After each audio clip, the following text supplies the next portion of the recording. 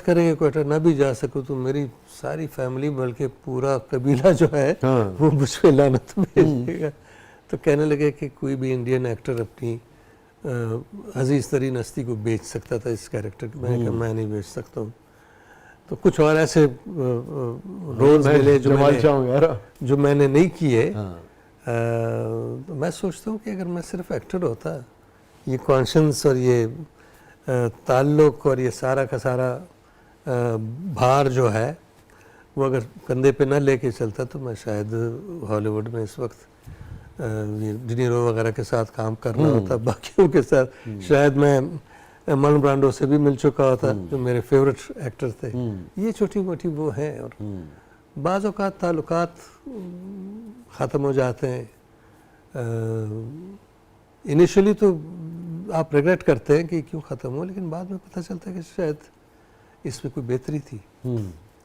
तो bye and large मुझे कोई रिग्रेट्स है नहीं। मैं समझता हूँ कि मैं बड़ा ब्लेस्ड हूँ, बहुत ही खुशकिस्मत हूँ कि ज़िंदगी बड़ी ज़बरदस्त गुजरी है। किस किस्म के ताल्लुक़ के ख़त्म होने का ज़्यादा दुख रहा?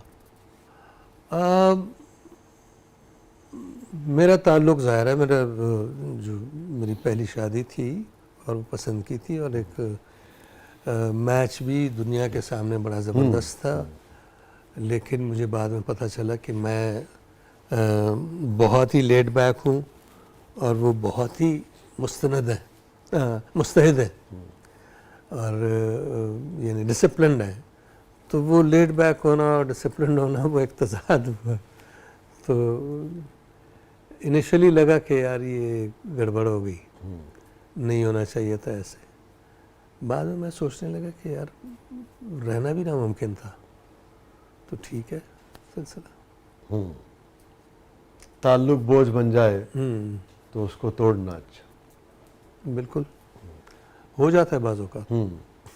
वो अफसाना जिसे अंजाम तक लाना न हो मुमकिन, उसे खूबसूरत, क्या खूबसूरत कंपोजिशन है साहिर जी हाँ, उसे खूबसूरत मोड़ देकर बिल्कुल छोड़ना।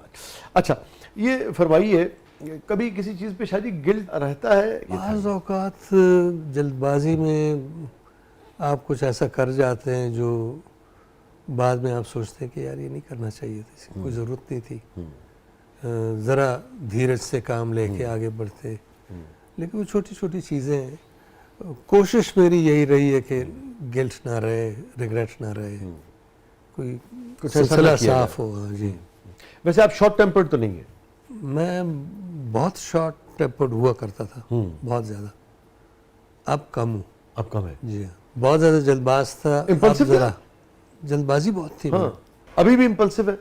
मैं हूँ खासी हद तक। कौन सा ऐसा इम्पल्सिव डिसीजन रहा ज़िंदगी में जिस पे रहता होगा भाई ये काश इतना इम्पल्सिव हो कि ये डिसीजन न लिया? मुझे लगता है कि अगर मैंने वादा किया था कि जी यहाँ आके मैंने कुछ करना है, हाँ। और ऐसे मौके पे वो किया था कि मुझे बड़ी ऑफर्स थी फिल्म्स में। हाँ ठीक, ज़बरदस्त किस्म के कैरेक्टर्स वगैरह और ठीक ठाक इम्कानात थे कि मैं बहुत आगे बढ़ूं, लेकिन मैं उस वादे की वजह से सब कुछ छोड़ के आ गया।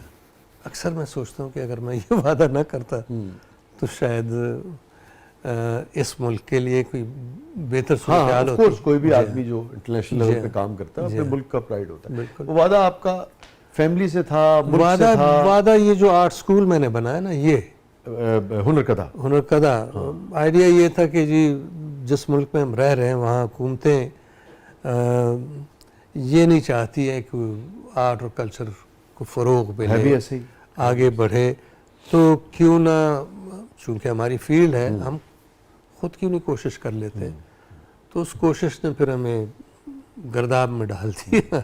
आप अंदाज़ा लगाएं कि ये हुनर कदा इंतहा दर्जे की डेफिसिट पे हमने चलाया है, और बाज़ औक़ात ऐसे भी हुआ कि बिल्स और तनख्वाहों या किराए के लिए पैसे नहीं होते थे, तो मुझे सूद पे पैसे लेने पड़े, और वो सूद जिस तरह से मैंने अदा किया है, मुझे उस वक्त एहसास हुआ कि ये हराम क्यों है। इतना ज़्यादा बढ़ गया था? जी हाँ। तो बाज़ औक़ात आप ज़ाहिर है कन्विक्शन की वजह से या वादे की वजह से वो सब कुछ कर रहे होते हैं, जो अच्छा भी होता है। लेकिन उसका दूसरा पहलू भी है जी। हाँ हाँ। शायद ये फरमाइए हैप्पीएस्ट मोमेंट जमाल शाह साहब की ज़िंदगी का। मेरा ख्याल है कि जो औलाद है वो शायद सबसे आला तरीन खुशी होती है। बच्चे, अब मैं बच्चों को देख के खुश होता हूँ। जमाल शाह साहब की ज़िंदगी का सबसे गमगीन लम्हा। मुझे मेरी वालदा बहुत, हम बहुत करीब थे और वो बड़ी कम गो, मैं भी कम गो। मैं महीनों महीनों बाहर रहता था और वो मिस करती थी। जब मैं जाता था तो सिर्फ बैठ के खामोश रहते थे। वाह। और ये वो खातून थी कि जो बचपन में मैं घर की दीवारों पे ड्रॉ कर रहा होता था, उन्होंने एक दिन नहीं रोका। रात को मुझे याद है कि वो दीवारें साफ़ किया करती थी और अगले दिन मैं फिर अटैक हाँ। उन दीवारों पे कर लिया करता था और कभी भी उन्होंने नहीं रोका। हर मौके पे उन्होंने सपोर्ट किया। एक जुमात भी वो नहीं पड़ी हुई थी, लेकिन विजडम ऐसी के क्या बात। कमाल थी वो। तो वो बाज़ औक़ात वो सोच के कि वो नहीं है, बिल्कुल बंदा मगमूम हो जाता है। महमूद, आखिरी मुकालमा क्या हुआ था आपका अपनी वालदा से जो आपको याद हो? आखिरी मुकालमा, बल्कि मैंने उनको तस्वीर दिखाई थी। मैं जब दोबारा शादी कर रहा था तो वो तस्वीर मैंने आमना की दिखाई और वो खुश हुई कि हाँ ठीक है। वो सपोर्ट करती थी हर तरह से, हर जो भी आप जी हाँ, के फैसले होते जी जी। तो एक तरह से उनकी रजामंदी आखिरी मुकालमा, बस ये बात वो आपके हाफजे में रहेगी बात। जी हाँ जी। मैं अगर आपसे ये पूछूं कि और इंतकाल उनका कब हुआ? उनका इंतकाल कोई 25 साल पहले। ओह जी हाँ। सबसे ज़्यादा अगर मैं आपसे पूछूं इन 25 सालों में जाने के बाद किस मौके पे, किस मोमेंट पे आपको अपनी वालदा याद आई कि हाँ उस दिन बहुत शिद्दत से याद आई थी? मुझे प्रैक्टिकली रोज़ याद आती है, अक्सर याद आती है। ख़ास तौर पे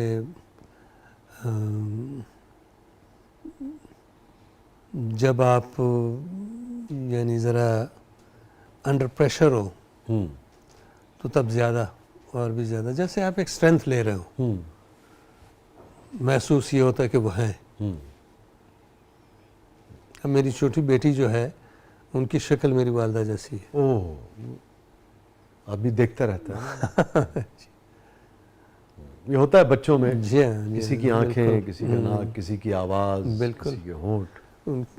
बच्ची की आंखें और नाक वाला जैसी। शायद ये फरमाइए सबसे तल्ख तरीन याद जिंदगी की। कई यादें हैं जिसमें आपके बज़ाहिर बहुत ट्रस्टेड फ्रेंड्स वगैरह जिनको आपने हेल्प की हो, वो आपको बहुत बड़ा नुकसान पहुंचा देते हैं और आपको पता होता है कि यार ये इसने किया है, और वो आपके सामने बिल्कुल ऐसे बिहेव करता है जैसे आपको नहीं पता। तो जाहिर है आप नहीं चाहते हैं कि आप किसी को बिलिटल करें, किसी को वो एहसास दिलाएं, लेकिन दिल तो दुखता है कि यार मतलब क्यों। ये कई बार हुआ है जी। कई बार हुआ? जी हाँ। अहमद कासमी साहब याद आ गए, आप लुत्फ लेंगे, आप पे फिट आता है। उसके अंदर कोई फनकार छुपा बैठा है, उसके अंदर कोई फनकार छुपा बैठा है, जानते बूझते जिस शख्स ने धोखा खाया। आपने शायद इस पे कोई पेंटिंग बनाई होगी, उन्होंने शेयर कर दिया। और कितनी मरतबा हुआ आपके साथ में? कई बार हुआ है मुझे। मेरी वाइफ बार बार कहती है कि फलाना ये नहीं है, वो नहीं है, ठीक नहीं है, तो उससे दूर रहे। मैं कहता कोई ज़रूरत नहीं है, ठीक है, यही काफ़ी है कि मुझे पता चल गया। और उसकी वजह क्या है? एतबार करते हैं जल्दी? एतबार बार करते हैं। एतबार तो करना पड़ता है। हाँ। यानी एतबार भी अगर आप में ना हो तो फिर क्या रह क्या गया। जिंदगी कितनी मुश्किल हो जाए ना, मैं यही सोचता हूँ। बिल्कुल, कोई बात नहीं, हो गया सो हो गया, कोई प्रॉब्लम नहीं। शाह जी ये फरमाइए किस चीज़ के खो जाने का खौफ रहता है, या डर या धड़का? इस वक्त मुझे ये जो हमारा